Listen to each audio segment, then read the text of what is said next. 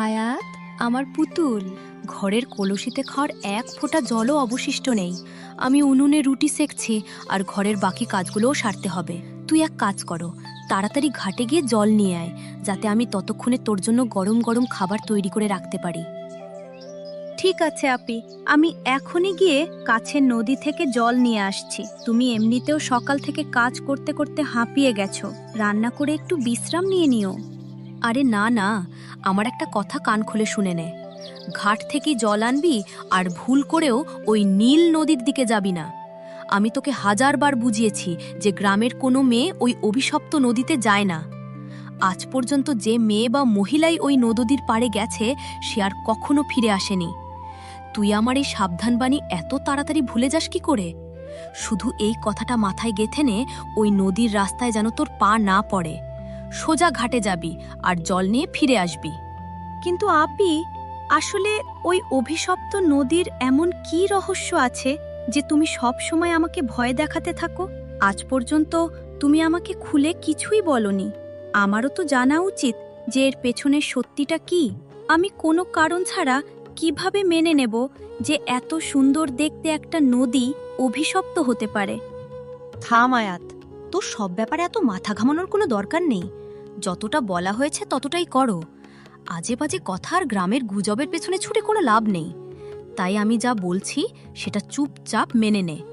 মনে রাখিস, তোকে শুধু ঘাটে যেতে হবে আর সোজা বাড়ি ফিরতে হবে, বুঝেছিস তো? তুমি কথায় কথায় এত রেগে যাও কেন আপি? ঠিক আছে বাবা, তুমি যেমন বলছো আমি তেমনই করব। আমি এখনই যাচ্ছি। এই কথা বলে আয়াত কলসি নিয়ে ঘাটের দিকে বেরিয়ে পড়ে। আয়াত কলসি নিয়ে ঘাটে পৌঁছায়, কিন্তু সেখানকার দৃশ্য দেখে তার ঘাম ছুটে যায়। সূর্যের তেজ বাড়ছিল আর ঘাটে মেয়েদের অনেক ভিড় ছিল। হায় খোদা, এখানে তো আগে থেকেই এতগুলো মেয়ে জল ভরার জন্য লাইনে দাঁড়িয়ে আছে। মনে হচ্ছে আজ আমার বাড়ি থেকে বের হতে অনেক দেরি হয়ে গেছে। কিন্তু এখন আমি কি করব? এখানে যেমন ভিড়, আমার পালা আসতে আসতে তো সন্ধ্যা গড়িয়ে যাবে। আর এই চড়া রোদ, আমার তো এখনই মাথা ঘুরতে শুরু করেছে। আপিও বাড়িতে তৃষ্ণার্ত হয়ে আমার অপেক্ষা করছে। এখন কি করা যায়? গরমে নাজেহাল আর আপির চিন্তায় ডুবে থাকা আয়াতের নজর ঘাটের পেছন দিয়ে যাওয়া একটা রাস্তার দিকে পড়ে, যেটা নীল নদীর দিকে যাচ্ছিল। আরে হ্যাঁ, আমি তো ওই নীল নদী থেকেও জল আনতে পারি। কিন্তু আপি তো আমাকে কসম দিয়েছিল আমি যেন ওখানে না যাই। এমনিতেও আমি এই ভূত প্রেত আর অভিশপ্ত নদীর কথায় বিশ্বাস করি না। আমি কেন একটা নদীকে ভয় পাবো? এত রোদে ঘন্টার পর ঘন্টা অপেক্ষা করার চেয়ে ভালো হলো আমি তাড়াতাড়ি ওই নদী থেকে জল ভরে নিই আর বাড়ি পৌঁছে যাই। নিজের আপির তেষ্টা মেটানোর তাড়াহুড়োতে আয়াত তার আপির সব সাবধানবাণীকে উপেক্ষা করে ওই রহস্যময় অভিশপ্ত নদীর দিকে চলতে শুরু করে। নদীর পাড়ে পৌঁছাতেই আয়াত থমকে যায়। সেখানকার শান্তি আর নীল পরিষ্কার জলের সৌন্দর্য তাকে মুগ্ধ করে দেয়। আরে বাহ, এখানে তো কত সুন্দর সবুজ গাছপালা, রং বেরঙের ফুল ফুটে আছে। আর এই নদীটা কত শান্ত আর সুন্দর। এত সুন্দর জায়গা অভিশপ্ত কিভাবে হতে পারে? আমি তো এখানে প্রথমবার এসেছি, আর আমার তো এই জায়গাটা একেবারে স্বর্গের মতো লাগছে। মনে হচ্ছে আপি অকারণে ভয় পায় আর আমাকেও বোকা বানাচ্ছিল। এই বলে আয়াত যেই কলসি জলে ডোবায়, হঠাৎ শান্ত জলে একটা ভয়ানক ঘূর্ণি তৈরি হয়। জলের ঢেউ উথাল পাথাল করতে শুরু করে, আর সেই ঢেউ চিরে এক অত্যন্ত সুন্দরী জলপরী প্রকট হয়।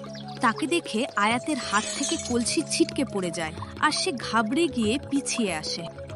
ওরে বাপরে, এ এ কে কে তুমি? আর তুমি এই জলের ভেতর থেকে কিভাবে বেরোলে? আমি যা দেখছি তা কি সত্যি, নাকি রোদের কারণে আমার চোখের ভুল? কোনো মানুষ জলের ভেতর থেকে এভাবে কিভাবে বেরোতে পারে? কে তুমি, আর আমার কাছে কি চাও? ভয় পেও না মেয়ে, শান্ত হও। আমি তোমার কোনো ক্ষতি করতে আসিনি। আমি কোনো মানুষ নই, বরং একজন জলপরী। যে যুগ যুগ ধরে এই নদীর গভীরে থাকে। তোমার আমাকে দেখে এত ঘাবড়ানোর একেবারেই কোনো দরকার নেই। আচ্ছা, তার মানে তুমি একজন জলপরী। আমি তো আজ পর্যন্ত শুধু গল্পেই জলপরীদের কথা শুনেছি। আমার তো নিজের চোখের ওপরেই বিশ্বাস হচ্ছে না। তোমার কারণেই কি গ্রামের সব মানুষ এই নদীটাকে অভিশপ্ত মনে করে আর এখানে আসতে ভয় পায়? হ্যাঁ, তুমি একদম ঠিক বুঝেছ।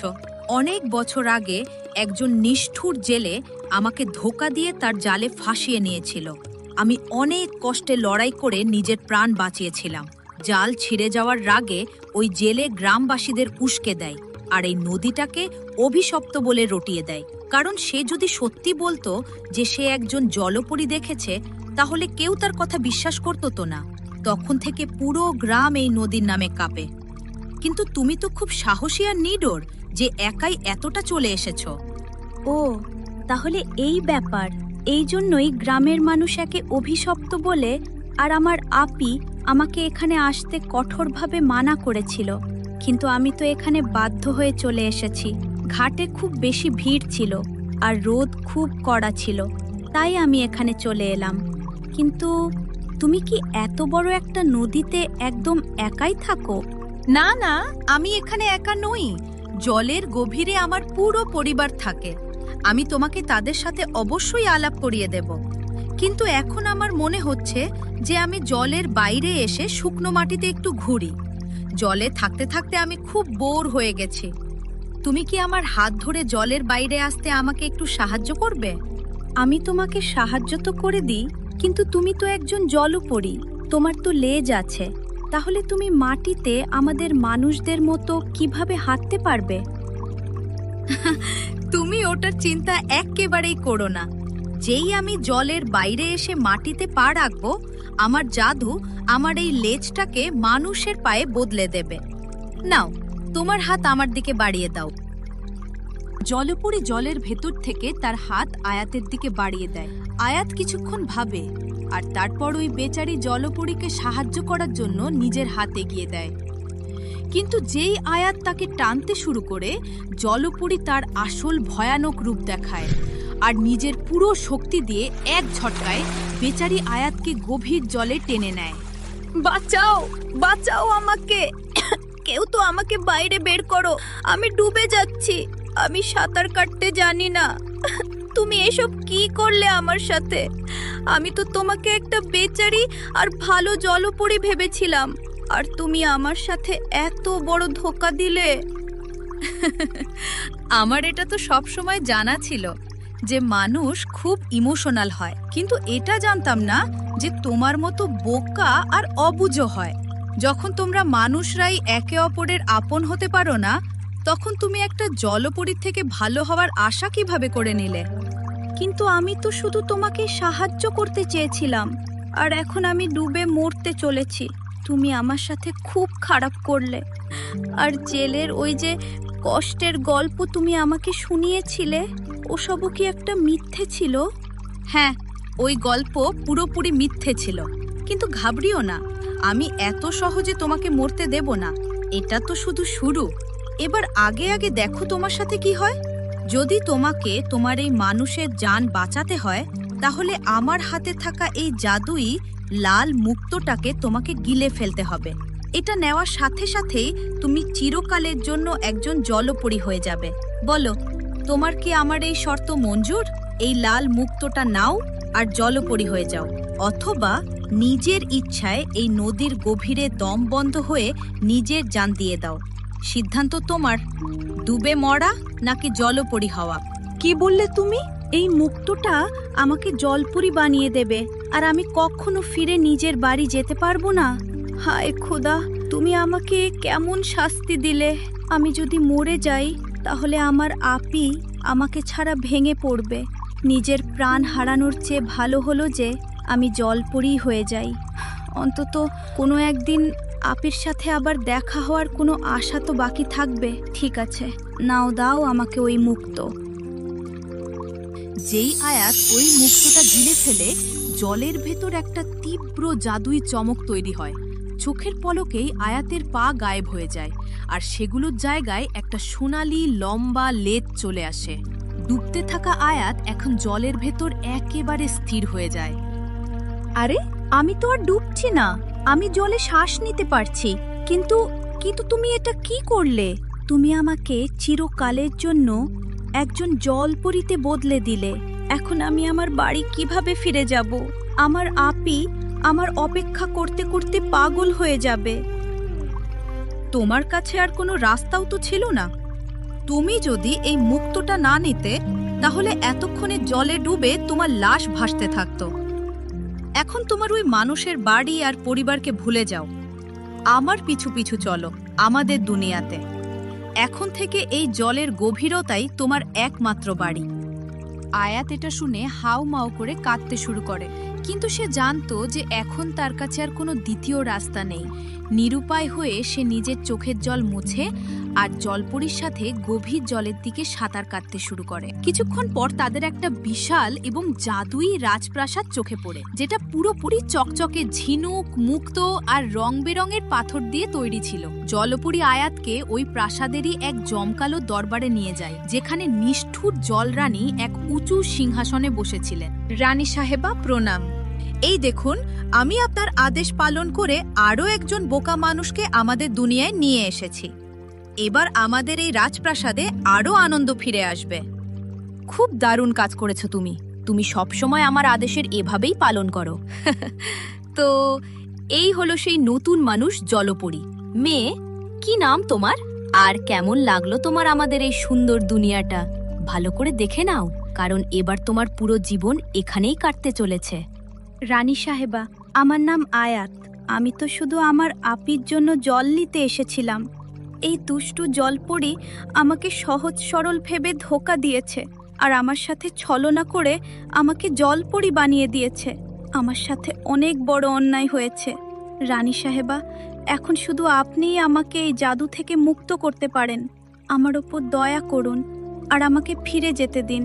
আমার আপি বাড়িতে একা আছে আর ও আমার অপেক্ষা করছে।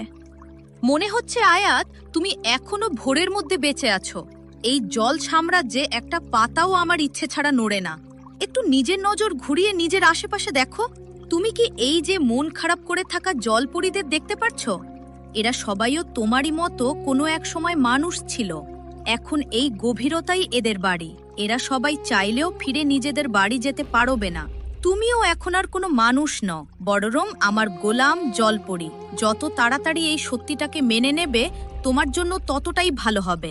আচ্ছা, তার মানে আমার আপি একদম সত্যি কথা বলছিল। এই নদী সত্যি সত্যি অভিশপ্ত। এই জন্যই এতগুলো মহিলা এত বছর ধরে এখান থেকে গায়েব হয়ে গেছে আর কখনো ফিরে আসেনি। কিন্তু রানী সাহেবা, আপনারা এতগুলো নির্দোষ মানুষকে কেন এভাবে জলপরী বানিয়ে বন্দি করে রাখেন? চুপ কর, বেশি মুখে মুখে তর্ক করিস না। কারণ এটা আমাদের রানী সাহেবার আদেশ, আর তিনি যা বলবেন সেটাই এই জলের ভেতর হয়। তোকে ওনার সব আদেশ কোনো প্রশ্ন না করেই মেনে চলতে হবে। এবার আর একটাও প্রশ্ন করবি না, না হলে রানীর রাগ বেড়ে যেতে পারে। তাই নিজের মুখ বন্ধ রাখ। এই কথা শুনে বেচারি আয়াত পুরোপুরি ভেঙে পড়ে। তার চোখ থেকে কান্নার জল বইতে শুরু করে, যা নদীর জলে মিশে যায়। সেই অচেনা, ঠান্ডা আর জাদুই দুনিয়াতে নিজেকে বন্দি দেখে সে অনেক ভয় পেয়ে যায়, আর শুধু নিজের আপিকে মনে করে ফুপিয়ে কাঁদতে থাকে। ওদিকে গ্রামে ধীরে ধীরে সূর্য ডুবতে শুরু করে, আর আকাশে সন্ধ্যার লাল আভা ছড়িয়ে পড়ে। দেবদারু কাঠের ওই খাঁ খাঁ করা বাড়িতে বড় বোন জোয়া অধৈর্য হয়ে তার ছোট বোন আয়াতের অপেক্ষা করছিল। সে বাড়ির উঠোনে অস্থিরভাবে পায়চারি করতে করতে নিজেকেই বলতে থাকে, আরে এত দেরি হয়ে গেল আর অন্ধকার নামতে শুরু করেছে। আয়াত এখনো কেন ফিরল না? জল আনতে কি এত দেরি লাগে নাকি? আমার তো ভয়ে খারাপ অবস্থা। ও কোনো বিপদে পড়েনি তো? না, আমি আর অপেক্ষা করতে পারছি না। আমাকে নিজেই ওকে খুঁজতে যেতে হবে। এই কথা বলে জোয়া এক মুহূর্ত নষ্ট না করে বাড়ি থেকে ঘাটের দিকে ছুটে যায়। ঘাটে পৌঁছে জোয়া দেখে যে সেখানে একদম পিনপতন নীরবতা, আর আয়াত সেখানে নেই। তখনই তার নজর ঘাটের পাশে বসে থাকা গ্রামের এক বৃদ্ধা খালার ওপর পড়ে। জোয়া দৌড়ে খালার কাছে যায়। আরে খালা, তুমি কি আমার ছোট বোন আয়াতকে দেখেছো? ও সকালেই জল নিতে ঘাটে এসেছিল, কিন্তু এখন তো সন্ধ্যা গড়িয়ে গেছে আর ও এখনো ফেরেনি। আমার তো ভয়ে প্রাণ শুকিয়ে যাচ্ছে খালা, কিছু তো বলো। ওহ, এখনো আয়াত বাড়ি পৌঁছায়নি। আমি ওকে সকালে ঘাটে দেখেছিলাম, এখানে ভিড় ছিল, তাই ও ঘাটের বদলে ওই অলুক্ষুনে আর অভিশপ্ত নদীর রাস্তার দিকে যাচ্ছিল।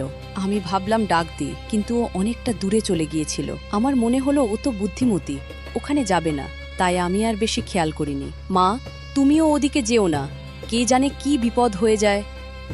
কি বললে? আয়াত ওই অভিশপ্ত নদীর দিকে গিয়েছিল? হায় খোদা, আমার মেয়েটা ওখানে কেন গেল?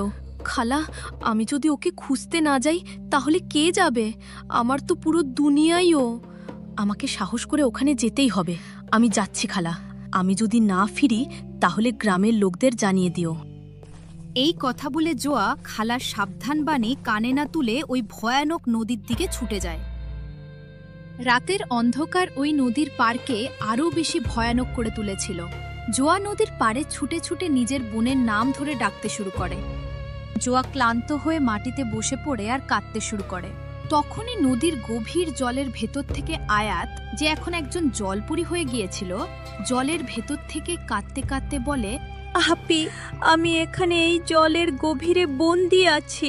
দয়া করে জলের ভেতর ভালো করে দেখো, আমি তোমাকে ঠিক দেখতে পাবো। হায় খোদা, আমি এই জল থেকে বাইরে আসতে পারছি না কেন? আমাকে আমার আপির কাছে যেতে হবে। আয়াত জলের ভেতর থেকে নিজেকে বাইরে বের করার চেষ্টা করে, কিন্তু জল সাম্রাজ্যের জাদুকরি কবচের কারণে বাইরে আসতে পারে না।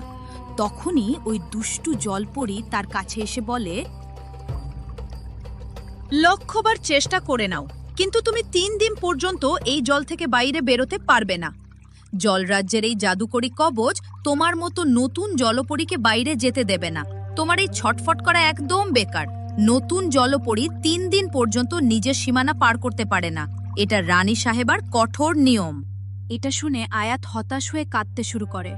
ওদিকে পাড়ে বসে থাকা জোয়া তার বোনের অস্তিত্ব অনুভব করতে পারে, আর সে মনে মনে বলে, আমার এমন কেন মনে হচ্ছে যে আমার বোন এখানেই আশেপাশে কোথাও আছে? আমাদের রক্তের সম্পর্ক। নিশ্চয়ই এই অভিশপ্ত নদী আমার বোনকে গিলে খেয়েছে। কিন্তু আমি হার মানব না। এখন এই বিপদের সমাধান শুধুমাত্র জঙ্গলের ফকির বাবাই দিতে পারবেন। জোয়া সাথে সাথে জঙ্গলের দিকে রওনা দেয়।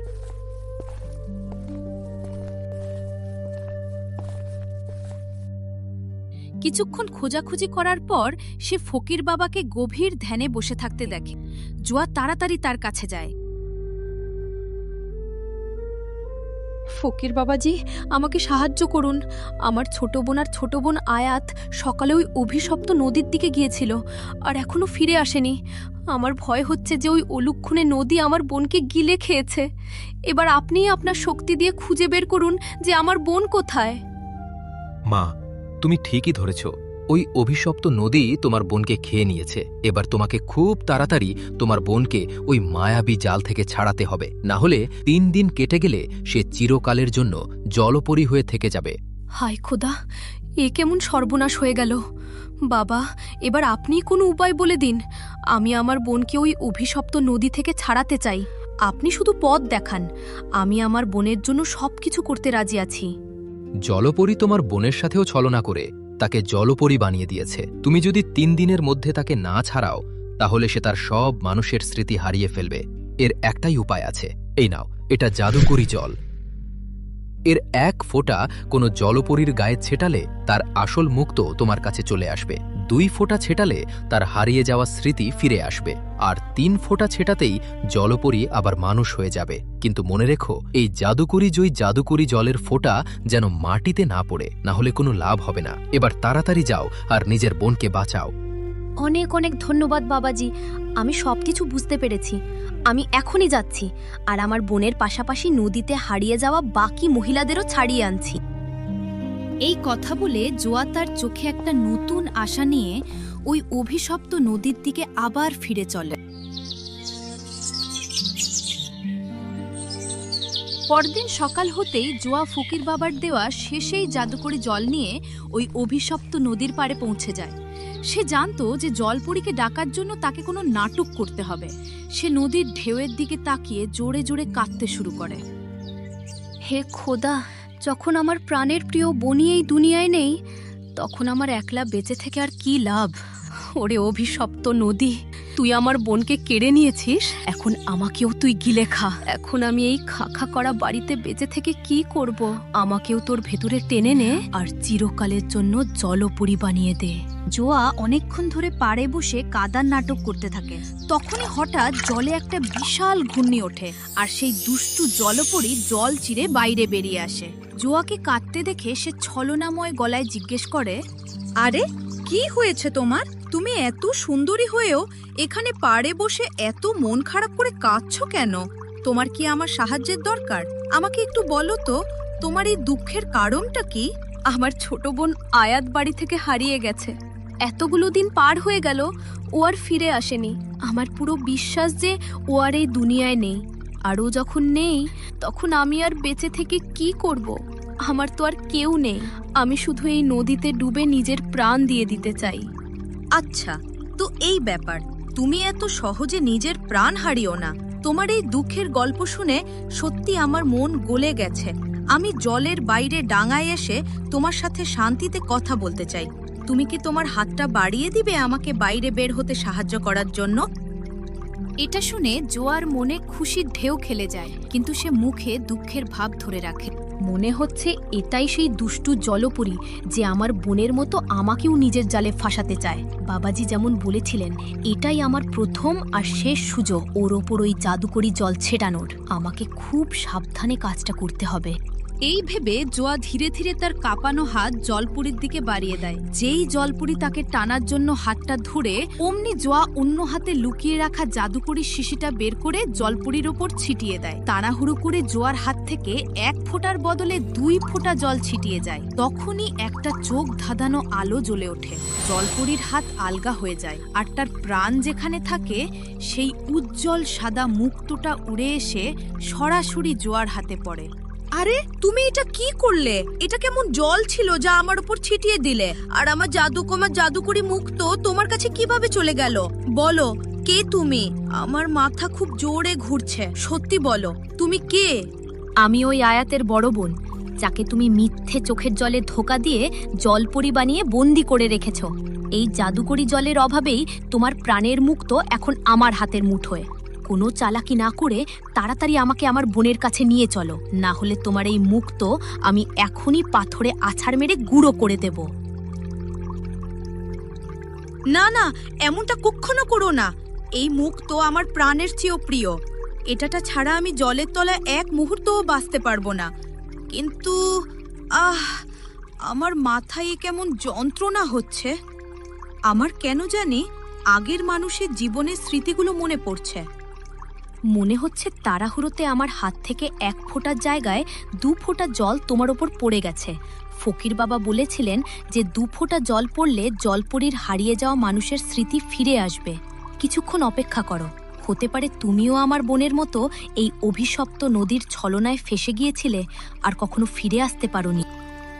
কয়েক মুহূর্তের মধ্যেই জলপুরীর চেহারার ভাব বদলে যায়। নিষ্ঠুরতার বদলে তার চোখে জল চলে আসে, আর সে জোয়ার সামনে হাত জোড় করে। আমার সব কিছু মনে পড়ে গেছে। আমার নাম মরিয়ম।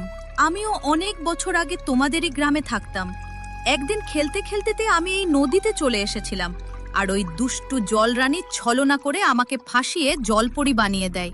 আমার মা বাবা কেউ ছিল না, আমি অনাথ ছিলাম। তাই 3 দিন ধরে কেউ আমাকে খুঁজতে আসেনি। 3 দিন পার হতেই আমার সব স্মৃতি মুছে গেল, আর আমি ওই জল রাজ্যকেই আমার আসল দুনিয়া ভেবে রানীর গোলাম হয়ে গেলাম। আমি জানতাম তুমিও বাকি মহিলাদের মতো এই ঘোরের মধ্যে বেঁচে আছো। এখন যখন তোমার হারানো স্মৃতি ফিরে এসেছে, তখন তাড়াতাড়ি আমাকে আমার বোন আয়াতের কাছে নিয়ে চলো, আর আমার বোনের সাথে ওখানে ফেসে থাকা বাকিদের বাঁচাতেও আমাকে সাহায্য করো। আমাকে মাফ করে দাও জোয়া। আমি রানীর আদেশে তোমার বোনকে ধোঁকা দিয়ে এই নরকে ফাঁসিয়েছি। আমি তোমাকে পুরো সাহায্য করব। এই বিশেষ নীল মুক্তটা তুমি নিয়ে নাও। এটা কাছে থাকলে কোনো মানুষ কিছু সময়ের জন্য জলপরি হয়ে জল রাজ্যে শ্বাস নিতে পারে। কিন্তু মনে রেখো, তোমার কাছেও ওখান থেকে বের হওয়ার জন্য মাত্র 3 দিন সময় থাকবে। মরিয়ম জোয়াকে সেই বিশেষ নীল মুক্তোটা দেয়। মুক্ত হাতে নিতেই জোয়া জলে ঝাঁপ দেয় আর তার পা সোনালি লেজে বদলে যায়। মরিয়ম তাকে মাইলের পর মাইল গভীর জলে অবস্থিত সেই জাদুকরী প্রাসাদে নিয়ে যায়। শোনো জোয়া, তোমাকে খুব সাবধানে রানীর শয়নকক্ষে গিয়ে ওনার সেই বিশেষ বড় সাদা মুক্তোটা চুরি করতে হবে। যদি তুমি ওই মুক্তোটা জোগাড় করতে পারো তাহলে রানী তোমার সব কথা মানবে, কিন্তু যদি তুমি ধরা পড়ে যাও তাহলে রানী তোমাকে সারা জীবনের জন্য এখানে বন্দি করে ফেলবে। তুমি আমার চিন্তা করো না মরিয়ম, আমি আমার বোনের জন্য আগুনের ওপর দিয়েও হেঁটে যেতে পারি। আমাকে তাড়াতাড়ি উনা কক্ষ পর্যন্ত নিয়ে চলো। মরিয়ম তাকে লুকিয়ে লুকিয়ে রানীর শয়নকক্ষের বাইরে নিয়ে যায় আর দূর থেকে ইশারা করে।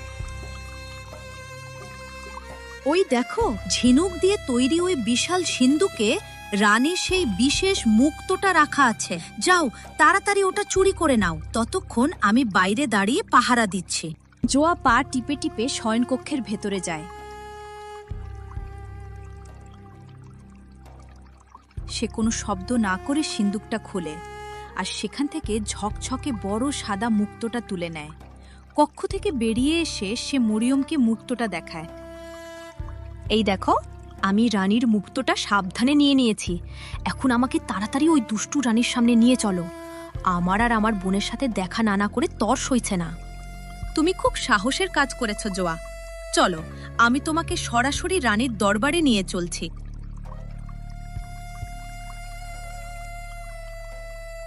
মরিয়ম জোয়াকে নিয়ে জলরানীর দরবারে পৌঁছায়। সামনেই রানী উঁচু সিংহাসনে বসেছিলেন আর নিচে মাটিতে আয়াত কাঁদছিল। নিজের বোনকে দেখেই জোয়ার রক্ত গরম হয়ে যায়। তাহলে তুমিই হলে এই অভিশপ্ত নদী মিষ্ঠুর রানী? এখন তোমার এইসব ছলনা আর মায়ার খেলা শেষ হয়ে আসছে। এই দেখো আমার হাতে কি আছে। আমার কাছে তোমার প্রাণ, তোমার এই সাদা মুক্ত আছে। এখন তোমাকে কোনো চালাকি না করে আমার বোন আয়াতের সাথে সাথে এখানে বন্দি সব মানুষদের ছেড়ে দিতে হবে, না হলে আমি এখনই এই মুক্ত আছাড় মেরে টুকরো টুকরো করে দেব। তারপর না তো তুমি বেঁচে থাকবে আর না তোমার এই ধোঁকাবাজ রাজ্য। না, এমনটা কখনো করো না। আমার প্রাণ নিও না। তুমি যা বলবে আমি তাই করব, কিন্তু আমার মুক্তোর গায়ে একটা আঁচড়ও লাগতে দিও না। ওটা নষ্ট হয়ে গেলে আমিও ছাই হয়ে যাব। আমি এখনই তোমার বোনকে আজাদ করছি। নিয়ে যাও তোমার বোনকে এখান থেকে। আপি, আমার প্রিয় আপি, আমি জানতাম তুমি আমাকে খুঁজতে খুঁজতে পাতাল পর্যন্ত চলে আসবে। আমি এতদিন ধরে তোমারই অপেক্ষা করছিলাম। খোদার শুকরিয়া, তুমি আমাকে বাঁচাতে চলে এলে। হ্যাঁ আমার বাচ্চা, আমি তোকে ছাড়া এক মুহূর্তও বাঁচতে পারি না। আর রানী সাহেবা, কথা শুধু আমার বোনের নয়, আমি আমার বোনের সাথে সাথে এখানে জলপরী হয়ে থাকা সব মানুষদের নিয়ে যেতে এসেছি। তাড়াতাড়ি এদের মুক্ত করো আর আমার কাছেই ওয়াদা করো যে আজকের পর তুমি কখনো কোনো মানুষের সাথে ছলনা করবে না আর কাউকে জলপরী বানিয়ে বন্দি করবে না। না হলে তুমি যদি এমনটা করো, আমি যে কোনো সময় এসে এই জাদুকরি জল দিয়ে তোমার প্রাণ কেড়ে নেব। যেমনটা তুমি বললে আমি রাজি, কিন্তু আমাকে আর আমার মুক্তোকে ছেড়ে দাও। আমি তোমার কাছে পাকা ওয়াদা করছি, আজকের পর আমি আর কোনো মানুষকে বন্দি করব না। আয়াত, মরিয়ম আর বাকি সবাই, আমাকে মাফ করে দাও। আমি তোমাদের মতো ভালো মানুষদের নিজের বন্দি করে রেখে খুব বড় ভুল করে ফেলেছি। এখন আপনারা সবাই আজাদ। আপনারা এই যে জলরাজ্য থেকে ফিরে যেতে পারেন। রানী হার মানতেই জোয়া সেই জাদুকরের শিশির বাকি জলটুকু সব জলপরীর ওপর ছিটিয়ে দেয়। জল পড়তেই একটা আলো জ্বলে ওঠে আর সব জলপরীর লেজ গায়েব হয়ে যায়। তারা আবার নিজেদের মানুষের রূপ ফিরে পায়। জোয়ার সাহসে সব মেয়েরা জল চিরে নদীর পাড়ে ফিরে আসে।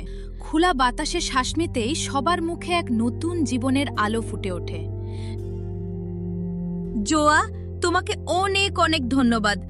আজ যদি তুমি নিজের প্রাণের ঝুঁকি নিয়ে এই সাহস না দেখাতে, তাহলে আমি কখনো জানতেই পারতাম না যে আমিও এই দুষ্টু রানের শিকার হয়েছিলাম।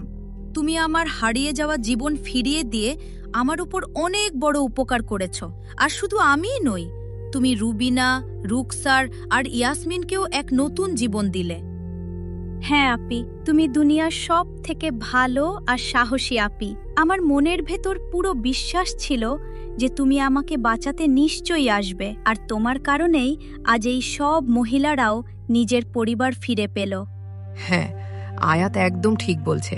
জোয়া, আমরা তোমাকে মন থেকে ধন্যবাদ জানাচ্ছি।